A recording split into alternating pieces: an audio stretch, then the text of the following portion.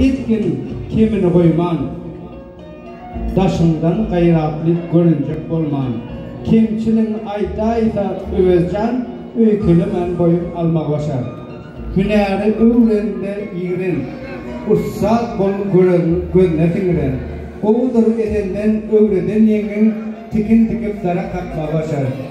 Hamir yürüp çörek yakmalı vordum, uğraş edip börek bükmeli vordum. Bir zamanında ot dökmeli vordum, herden tayarlık görmek başar.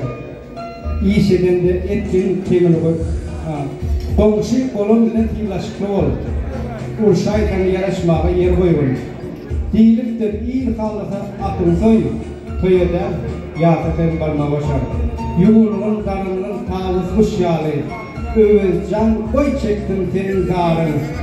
Uçurman dependen bağıt koşumu tek suyunu vefalı olma başar.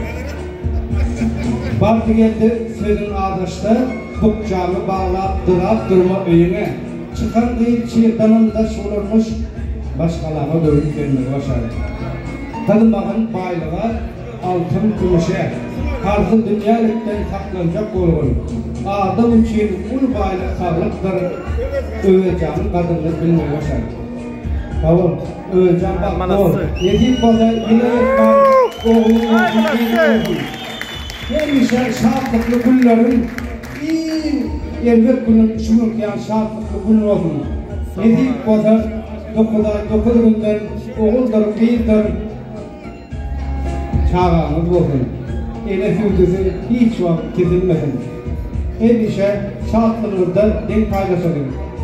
Tamam bak doğru. Tamam bırakın kavurma yok.